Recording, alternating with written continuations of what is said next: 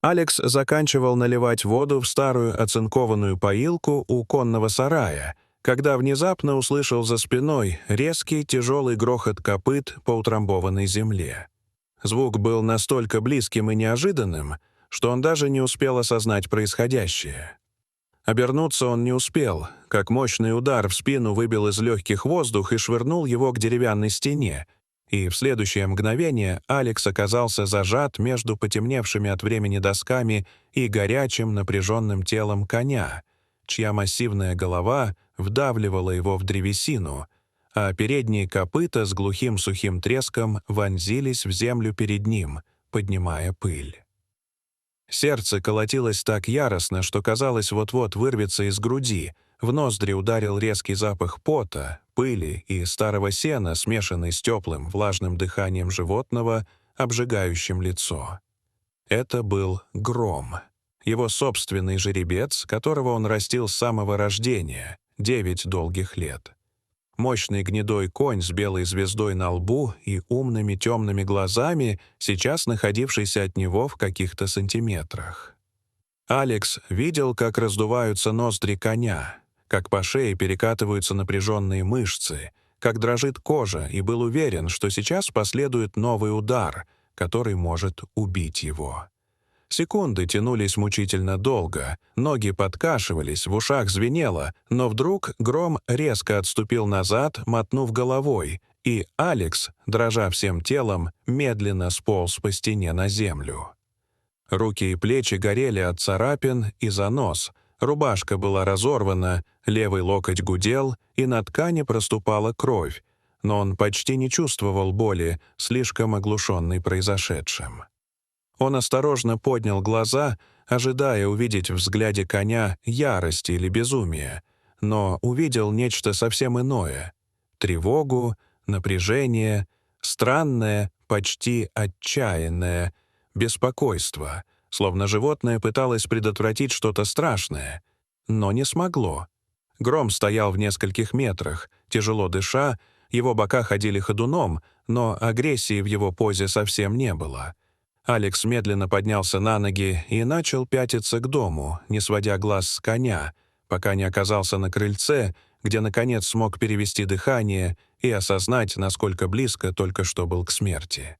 Но страх быстро сменился другим, более тяжелым чувством. Он вспомнил Лею, свою 6-летнюю дочь, которая каждый день после школы бежала к сараю, чтобы поговорить с Громом, погладить его по морде, принести яблоки или морковку, называла его рыцарем и была уверена, что он ее защищает.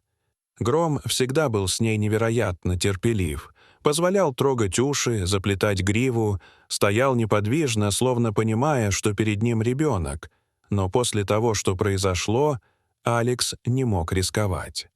Если взрослый жеребец внезапно стал опасным, держать его рядом с ребенком он больше не имел права. Алекс зашел в дом, прошел в кладовую и достал с верхней полки старое охотничье ружье, оставшееся от деда. Зарядив оба ствола, он вышел во двор и медленно направился обратно к сараю. Гром стоял там же. Когда Алекс приблизился, конь повернул голову, и их взгляды встретились. В глазах животного не было ни злобы, ни страха, только спокойное, усталое принятие. Алекс поднял ружье, прижал приклад к плечу, прицелился в белую звезду на лбу и положил палец на спусковой крючок, но рука предательски задрожала. Это был не просто конь, это был его лучший друг. Поэтому Алекс не смог нажать. Гром не двигался, и в этом взгляде было столько доверия, что у мужчины сжалось горло. Он опустил ружье, провел рукой по лицу и понял, что сам выстрелить не сможет, но и оставить коня здесь не может, значит, остается только продать его. Он вернулся в дом, достал телефон и набрал номер единственного в округе конезавода, принадлежавшего владельцу по фамилии Харпер, который скупал лошадей у всех фермеров в округе. Алекс быстро объяснил ситуацию, услышал цену и обещание прислать транспорт через час, посмотрел на часы и понял, что Лея вернется только после 4, и он все успеет. Ровно через час во двор въехала специализированная машина для перевозки животных, рабочие опустили трап, Алекс надел на Грома недоуздок, и конь пошел спокойно, лишь несколько раз оглянувшись на хозяина. У трапа Алекс получил помятый конверт с деньгами, пересчитал купюры и кивнул.